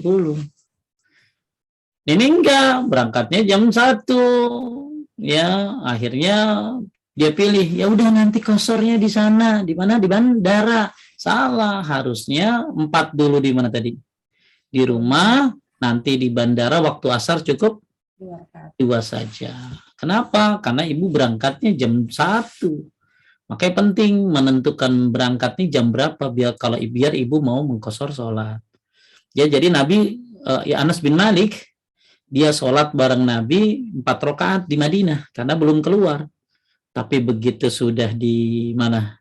Di Zulhulaifah atau Bir Ali, maka sholatnya berapa? 2 rakaat. Ya. Terus nomor 5. 5. Sopir untuk mobil luar kota, sopir truk-truk barang, masinis kereta api, dan pilot pesawat adalah musafir sampai mereka tiba di tempat tinggal mereka. 6. 6. Apabila lupa sholat di suatu perjalanan, lalu ingat ketika berada di perjalanan lain, maka dia harus sholat qashar, dan jika ingatnya di daerah tempat tinggalnya, maka yang benar dia harus mengqashar sholat. Adapun lupa menjalankan sholat di waktu ada di daerah tempat tinggalnya, lalu ingat di perjalanan, maka harus menyempurnakan, artinya diperhitungkan dengan keadaan yang difardukan padanya, tidak pada saat mengerjakannya. Ini termasuk masalah perdebatan. Adapun yang saya sebutkan di atas adalah yang lebih kuat. Wallahu a'lam. Jadi nggak ngerti kan? Nggak ngerti. Jadi gini, ya, jadi nggak ngerti gini. Misalnya ibu lupa belum sholat zuhur di Bintaro, di rumah ibu. Ya, di Bintaro belum sholat zuhur 4 rakaat. Ingatnya Isya di Bandung. Maka ibu harus mengqadha sholat duhurnya 4 rakaat di Bandung, nggak boleh 2 tapi 4. Ngerti? Ya. Karena yang ibu tinggalin waktu itu ibu belum safar, ngerti? Ya. Ya misalnya, ya ibu berangkat dari rumah buru-buru, nanti sholat di bandara, ya tiba-tiba kelupaan sholat, sampai pas Isya, habis sholat maghrib 3, Isya 2, ibu ingat, ya Allah belum sholat duhur tadi. Maka ibu sholatnya duhurnya nggak boleh 2, tapi berapa? 4. Karena ibu ninggalinnya tadi belum safar. Tapi lain lagi, misalnya ibu datang ke rumah ke Bintaro, lagi pulang safar. Lupa tadi, kemarin, ya namanya juga get older ya, banyak tuanya, ya banyak lupanya. Ingat, ya Allah kayaknya kemarin lagi di jalan belum sholat Isya deh. Maka karena ibu udah sampai, ibu sholatnya tetap 2 rakaat karena ibu membayar sholat yang di luar tadi sesuai dengan keadaan yang ibu tinggalkan. Paham ya? Paham nggak? Ya, paham Ustaz. Ya, jadi saya juga capek neranginnya ya. Udah itu aja. Paham Ustaz, insya Allah. Kemudian nomor 7 lanjut.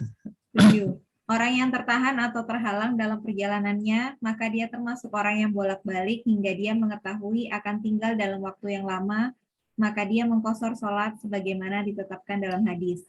Bahwa Ibnu Umar radhiyallahu anhu terhalang oleh salju di Azerbaijan dalam waktu 6 bulan, dia mengqashar sholat. Ya, misalnya, contoh ya. Ibu mau pulang, ya tiba-tiba kejadian, ya ada badai, pesawat tertunda, nggak bisa, kecuali pesawat ini akan datang lagi dalam 3 hari, 4 hari, ya maka ya ibu kan tertahan tuh, ya akhirnya ibu memperpanjang liburan sampai karena pesawatnya nanti ini. Nah kalau yang tertahan begitu dibolehkan, karena Ibnu Umar pernah terhalang salju di Azerbaijan sampai 6 bulan, dia mengqashar sholat.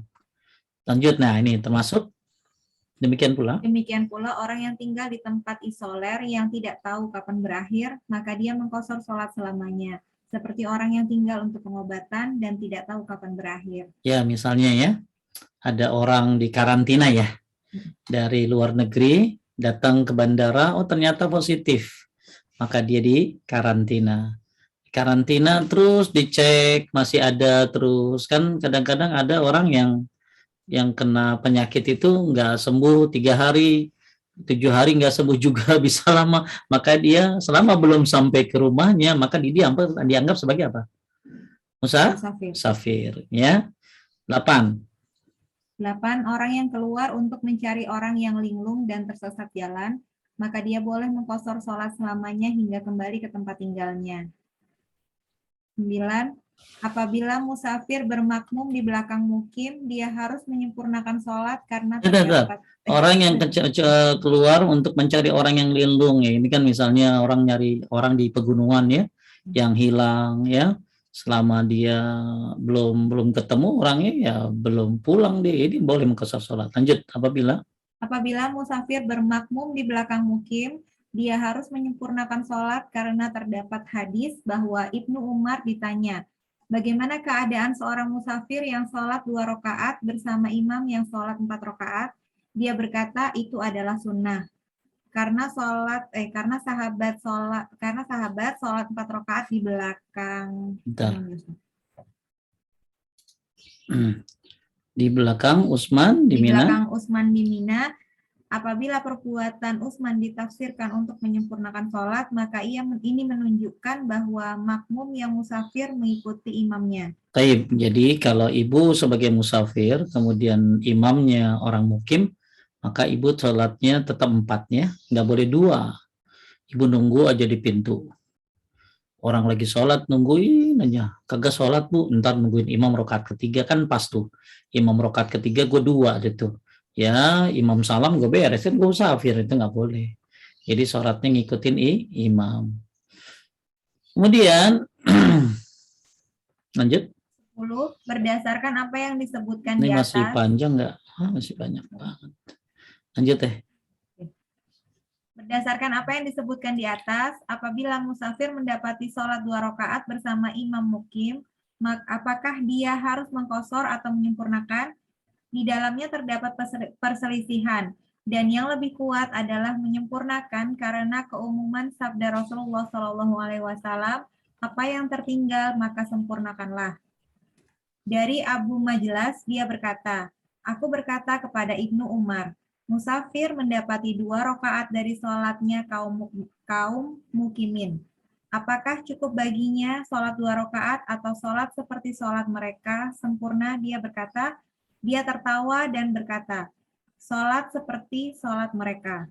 Jadi di atas, apakah dia harus mengqashar menyempurnakan dalam tafsir yang lebih kuat?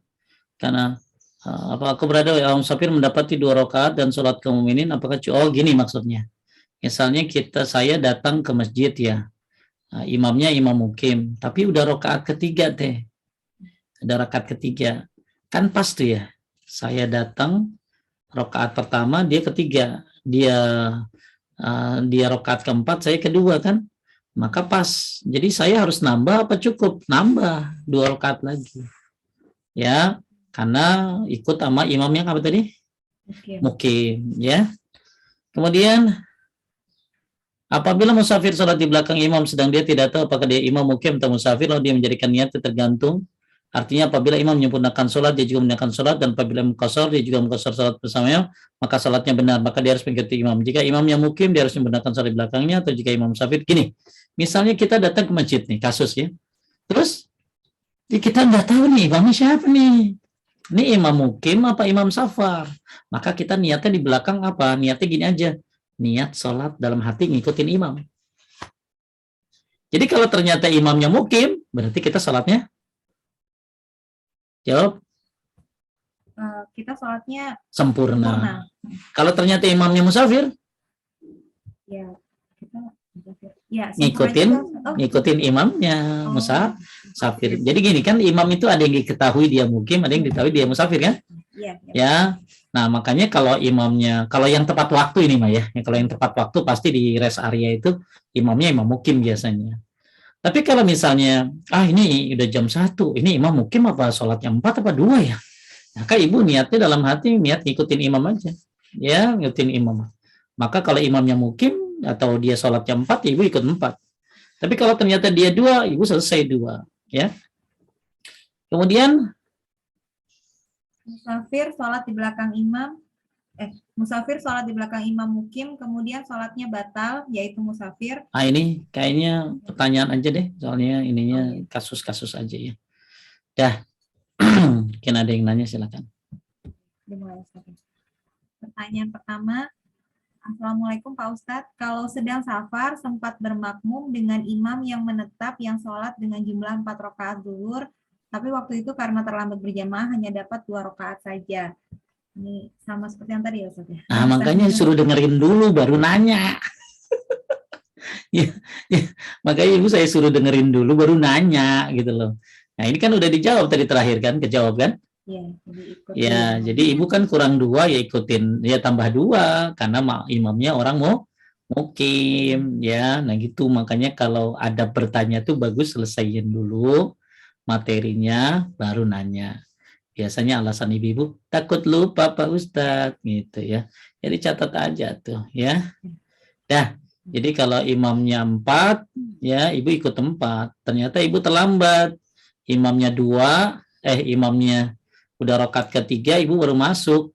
Nah imamnya salam ya ibu lanjutkan sholat, ibu nggak boleh 2, ikutin imam ya. Lanjut.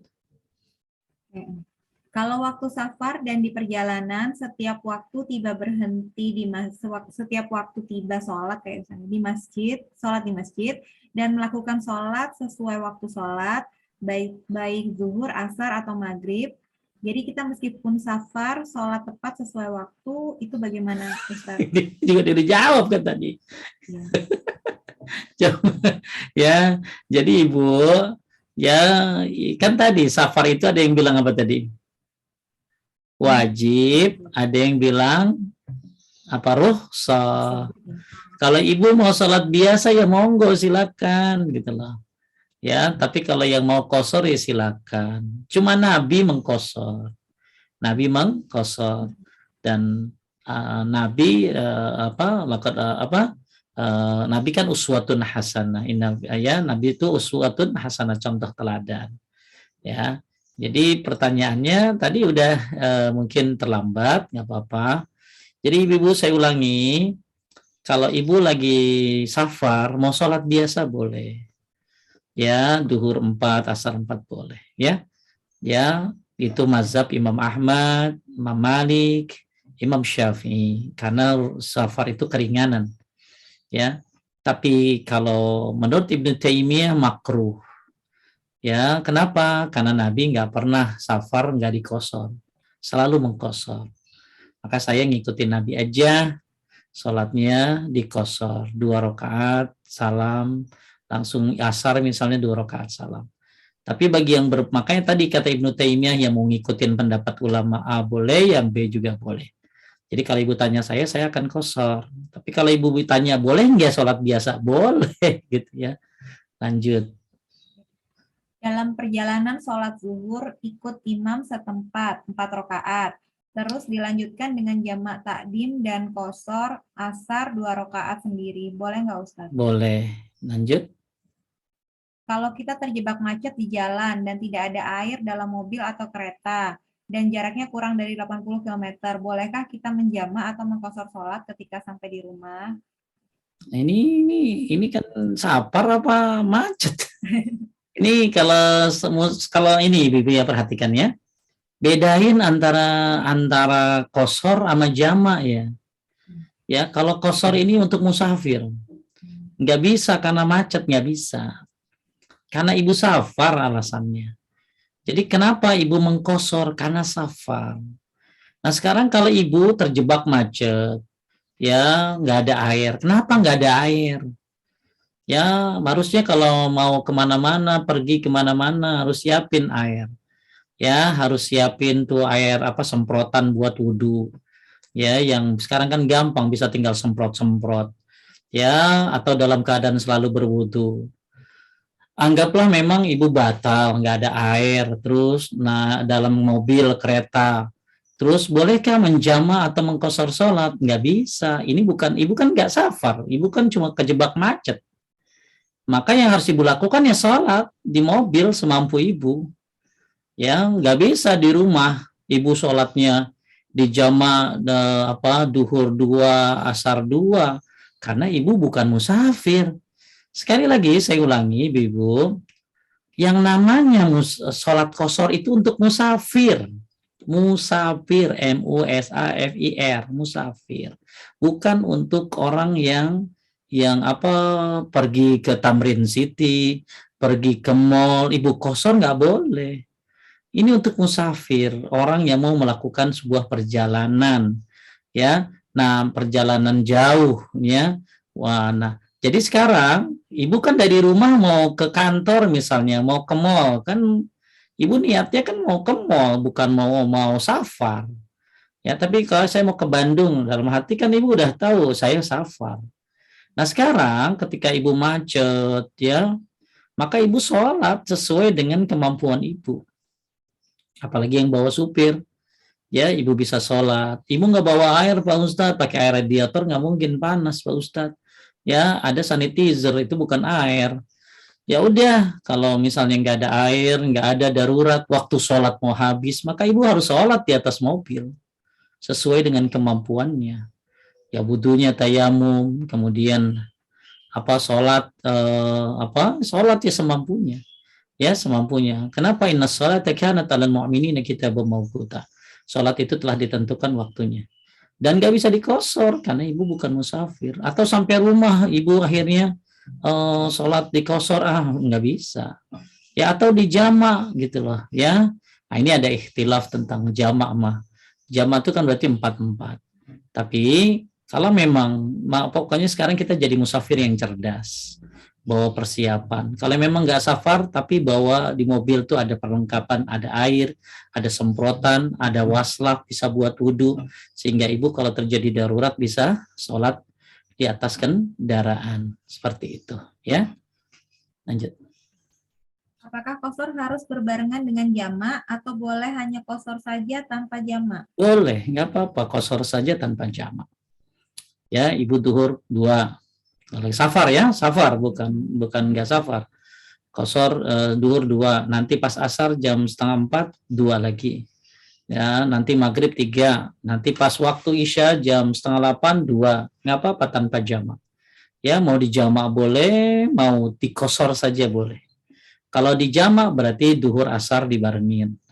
Tapi kalau qashar saja tidak dijamak berarti duhur 2, nanti pas asar 2 lagi. Itu nggak apa-apa. Lanjut. Apakah boleh apabila kita mau safar sebelum berangkat, tapi Enggak, qashar tadi udah dijawab nih. Enggak boleh ini. Betul? Kalau safar untuk mudik 3-5 hari dan Ini yang ini udah jelas ya, yang siapa nih? Pertanyaannya udah ya? Udah dijawab kan? Enggak boleh qashar duhur di rumah ya? Iya. Bener nggak? Iya, iya. Apakah boleh kita mau safar sebelum berangkat qasar dulu duhur asar? Nggak boleh, karena harus keluar dari daerahnya, ya baru dia. Dan ingat, kalau ibu masuk zuhur, perhatikan ibu ya, kalau ibu ibu berangkat jam 1, ibu duhur dulu di rumah, duhur 4 rakaat. Ibu berangkat jam 1, pas nanti jam asar 3, ibu sholat 2 rakaat. Ya, jadi nggak bisa qasar dua-dua di rumah. Itu harus syaratnya keluar dari daerah. Lanjut. Kalau safar untuk mudik 3-5 hari dan sudah berada di rumah mudik, di qasar nggak apa-apa ya Ustadz? Terus kalaupun di qasar masih bisa sholat sunnah qobliyah. Ya kagak bisa lah, kalau udah kosong nggak bisa qobliyah ba'diyah. Kalau misalnya ibu mau qobliyah ba'diyah, ibu sholat biasa aja. Ya, ibu kalau mau sholat ba'diyah, jadi gini, kata Ibnu Umar, ya kalau memang mau sholat qobliyah ba'diyah, saya sholatnya ya biasa aja berarti. Jadi ibu mendingan kalau mau qobliyah ba'diyah, mendingan ibu sholatnya biasa, duhur 4, nanti asar 4, nggak dikosor, karena ibu pengen qobliyah ba'diyah. Ya. Kalau membayar sholat yang terlupa, niatnya bagaimana Ustaz?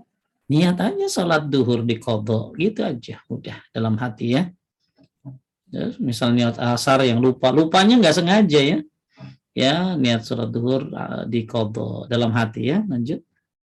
Kalau saat safar tapi laki-laki ikut sholat Jumat, apakah asarnya tetap full 4 rakaat atau bisa qasar 2 rakaat? Jika bisa qasar, apakah langsung setelah sholat Jumat atau nunggu adzan asar? Ini agak banyak ada perdebatan. Jadi gini.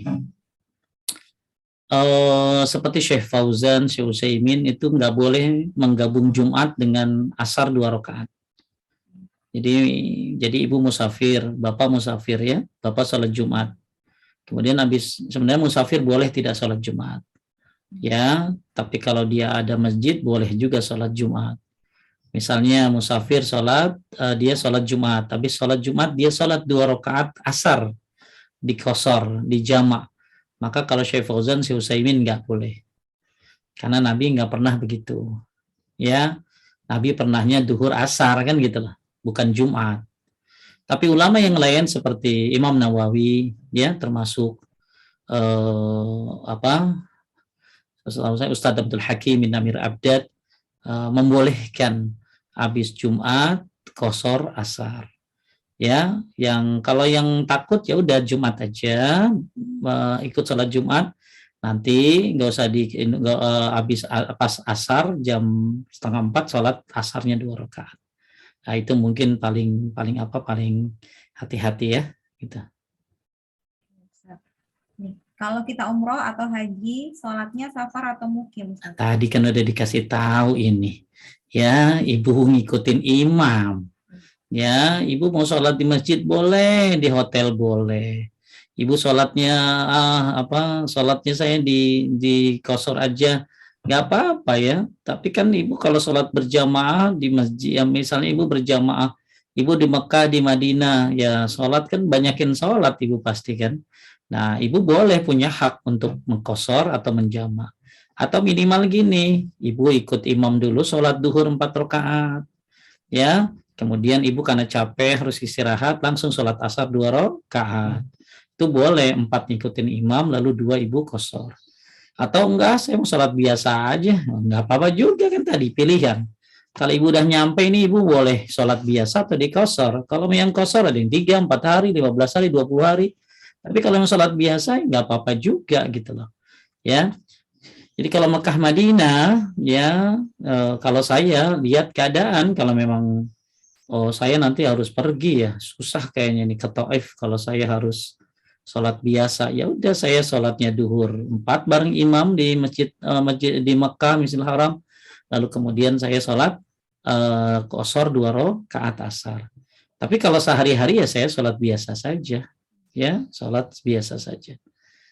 Maksudnya sholat ngikutin imam. Lanjut. Saya sering lihat orang kalau safar ke rumah keluarga dan sudah 3 hari tapi masih mengqasar sholatnya. Apakah boleh Ustadz? Hukumnya gimana? Kan tadi udah. Ya, sudah Ustadz. Ada berapa? Ada yang 3 hari, ada yang 4 hari, ada yang berapa tadi? 12 hari, ada yang 7 hari, ada yang pendapat berapa? 20 hari gitu. Jadi kalau Syekh bin Bas itu kalau udah 4 hari jangan. Jadi kalau orang udah 4 hari sholat seperti biasa, ya sholat seperti biasa, ya. Jadi kalau ibu ya kalau ada orang ya tetap kosor, mungkin dia ngambil pendapat yang berapa hari aja gitu loh, sampai 20 hari kan Nabi itu tadi. Nah, inilah di sini pentingnya lapang dada, Bu. Jangan gampang nyesatin orang kalau masalah-masalah ginian. Oh ya, dia mungkin ngambil yang kan selama saya nggak mukim saya bebas dong gitu lah. Oh dia berarti di kampung sampai 7 hari, udah 7 hari nggak masalah ya. Cuma kalau saya senangnya sih ya mendingan ke masjid, saya mah laki-laki ke masjid kalau udah nyampe ya. Kalau nyampe nyantai pulang nggak bolak-balik ya mendingan saya ke masjid sholat. Kenapa? Karena kewajiban sholat berjamaah buat laki-laki kan wajib tuh ya. Nah sedangkan kosor adalah keringanan. Kalau saya mampu ya nggak apa-apa saya ke masjid. Lanjut. Ustadz, bagaimana sholat selama dalam pesawat perjalanan 17 jam? Ya ibu sholat di atas pesawat, Bu. Ya wudhu biasa. Ya dikosor jama. Dia tanya sama pramugarinya kapan waktu duhur udah masuk belum. Yang penting paling gampang kalau ininya asar aja, karena kalau duhur kan takut waktunya belum masuk ya. Maka kalau udah asar kan biasanya udah agak matahari itu udah agak ini. Ibu tanya aja sama pramugarinya, ini sudah jam berapa kalau di waktu sini gitu loh. Oh ini sudah jam 3, wah berarti sudahnya waktunya asar. Maka ibu sholat aja tuh duhur 2, asar 2, digabung, dijamak, dikosor. Terus kemudian nanti ini 17 jam ke Eropa, mungkin ke UK ya. Nah ibu misalnya nyampe nanti kan di mana? Nah sekarang tinggal gini.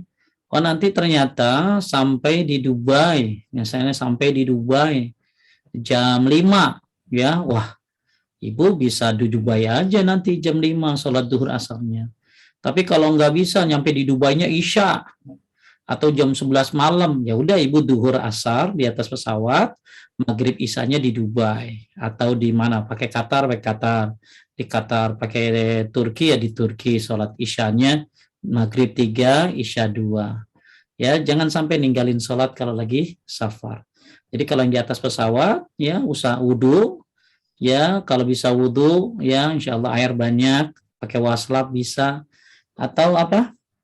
Nah, kalau bisa ngadep kiblat, ya. Kalau nggak boleh ngadep kiblat berbahaya karena pesawatnya lagi ini, ya udah ibu duduk. Ya, sesuai dengan kemampuan. Yang penting jangan tinggalin sholat. Cuma kalau sampai di rest area, sampai di mana tuh? Di transit, ya Isya misalnya jam 10, ibu maghrib Isyanya di transit saja. Ya duhur asarnya di atas pesawat. Terus lanjut lagi subuh nanti di atas pesawat, ibu jangan tinggalin. Ya pokoknya kalau misalnya nggak tahu waktunya pramugari, Pak Ustadz, tuh pramugarinya misalnya, ya nggak ngerti dia waktu sholat juga, maka kita pakai perkiraan. Ya pakai perkiraan, lihat ya matahari itu ya, kalau masih ada matahari yang kalau cahayanya udah melebar begitu, ini udah masuk subuh tuh. Ya udah masuk subuh. Ternyata ibu ketiduran, bangun jam 10 karena nggak ada yang bangunin, namanya juga mau keluar negeri, nggak kayak ke Arab gitu ya. Nah udah ibu sholat subuh begitu ibu ingat langsung. Ya lanjut. 3 menit lagi ya. Ini nyambung yang tadi ya Ustadz, kalau misalnya sudah terlanjur ikut imam yang mukim, tapi sholat duhurnya jadi cuma 2 rakaat, itu gimana Ustadz? Ya nggak boleh, harus tambah dia. Ya kalau udah terlanjur ya nggak usah diulangi lagi nanti, kan belum tahu. Ya. Ustadz, kalau kita safar misalnya dari Bandung ke Jakarta, tapi kita di Jakarta itu kepentingannya misalnya nonton musik. Haram nonton musik mah tuh. Ya musik itu haram ya nyetel lagu tuh haram ya, maka nggak boleh, apalagi mau nonton terus emosinya saya terus. Ustadz, kalau safar sholat di jamak qashar, misal zuhur dan asar, sebaiknya dilakukan waktu zuhur atau asar? Enggak, ini tadi apa pertanyaannya? Oh, tadi pertanyaannya, apakah Apa? boleh dengan kegiatan seperti itu sholatnya di qashar juga? Ya, jadi gini, Bu. Misalnya ada orang mau maksiat, gue mau ke Bali, mau maksiat nih, gitu ya. Ya maksiat mah bisa di mana aja ya. Saya mau keluar negeri nih, mau ke Australia, gue mau maksiat nih, mau zina. Tetap dia dapat dia dosa tuh karena zinahnya. Tapi kemudahannya dalam ibadah dia dapat, ya dapat. Mudah-mudahan dengan dia sholat jadi nggak jadi zinahnya, gitu loh. Paham? Jadi misalnya Anda mau ke mana ke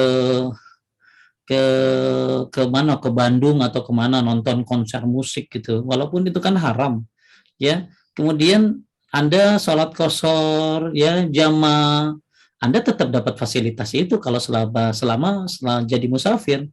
Walaupun perjalanan Anda perjalanan yang maksiat, Anda dosa karena maksiatnya, tapi hukum sholatnya Anda tetap boleh melakukan qashar, ya. Ya, baik Ustaz. Ustaz, kalau safar sholat di jamak qashar, misal zuhur dan asar, sebaiknya dilakukan waktu zuhur atau asar? Bagusnya kalau ibu waktu ibu misalnya jamaah takhir ya, maka zuhur dulu baru asar. Ya. Jadi sholat itu harus berurutan. Misalnya ibu datang di rest area, di rest area ibu mau sholat duhur sama asar. Suami bilang asar dulu, ya. Siapa lagi? Suami bilang asar dulu, ibu bilang jangan, duhur dulu. Yang benar adalah duhur dulu, baru asar. Kenapa? Karena Nabi sholatnya berurutan. Ya, kecuali asarnya udah mau habis. Kalau asarnya udah mau habis, kalau ibu duhur ngerjain, berarti asarnya lewat dong. Kan mau habis tuh, udah mau maghrib, maka ibu asar dulu baru zuhur. Ya, itu. Lanjut. Ini kalau sholat mau qashar di masjid, rest area, apakah kita boleh sholat tahiyatul masjid, Ustaz? Boleh, sholat tahiyatul masjid itu nggak harus dia seorang bebas ya. Mau dia musafir, mau bebas aja. Ya, lanjut. Kalau mau safar berangkat setelah jam 12, apakah boleh jamaah sholat duhur dan asar di rumah tanpa di qashar?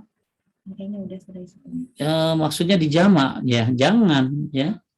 Jadi kalau mau safar berangkat setelah jam 12, apakah boleh jamaah sholat duhur? Ini nggak di qashar, ini pertanyaannya bagus.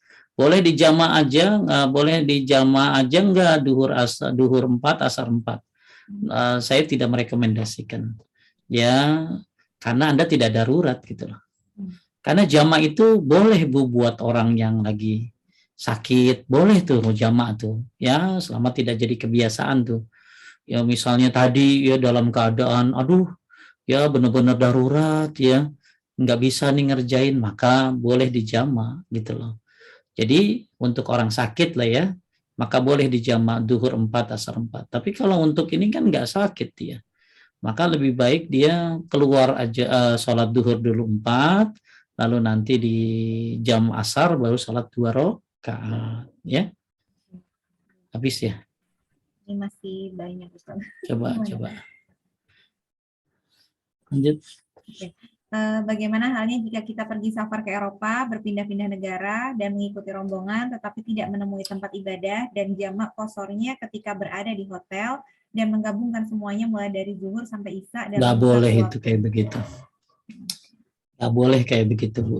Ya, nggak ada kayak begitu. Nabi dulu pernah melakukan begitu karena perang. Nabi pernah zuhur, asar, maghrib digabung. Kenapa? Karena perang. Dan dulu belum ada sholat dalam keadaan perang. Sholat perang itu berapa rakaat tadi? 1. Ya, belum turun itu perintahnya.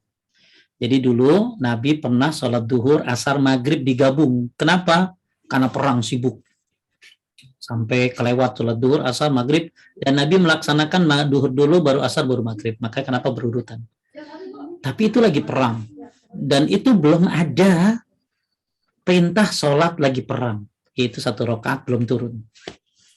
Maka sekarang ibu-ibu, makanya penting travel tuh. Ibu nyari travel yang bilang sama dia, saya bisa ya sholat duhur, asar, kalau nggak mau ya nggak usah ikut. Ngapain safar kalau ninggalin sholat, Bu?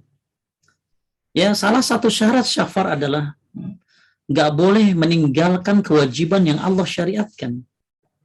Tapi kalau puasa, ibu boleh nggak puasa. Tapi kalau sholat nggak boleh. Misalnya Ramadan, ibu pergi ke luar negeri. Lalu kemudian ibu nggak puasa di perjalanan, nggak apa-apa. Ya, tapi ibu ganti nanti di waktu lain. Tapi kalau sholat nggak bisa. Nggak boleh ibu sholat duhur, asar, maghrib, isya digabung di waktu isya. Nah ini nggak ada mazhab yang membolehkan gitu. Ya, jadi ibu-ibu penting cari travel yang benar. Ya, saya bisa sholat nggak bisa.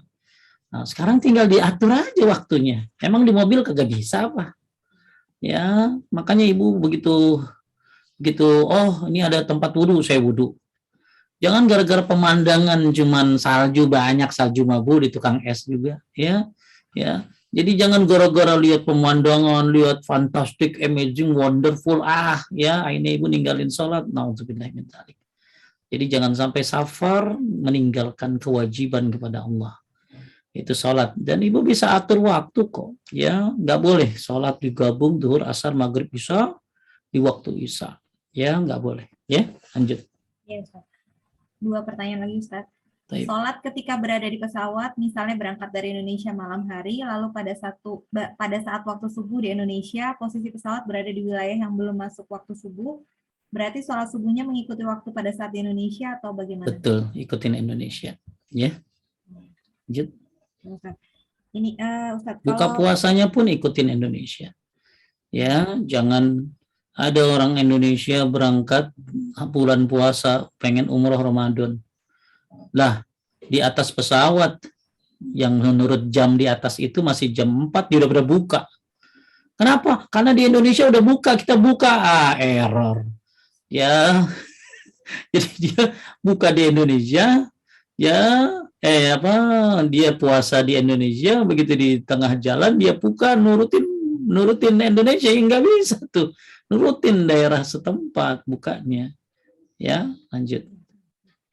Ini Ustaz, kalau ke Sentul untuk silaturahim dan ngopi-ngopi sama teman Ustaz, baiknya qashar atau sempurna aja sholatnya? Nah, lihat ibu biasanya gimana?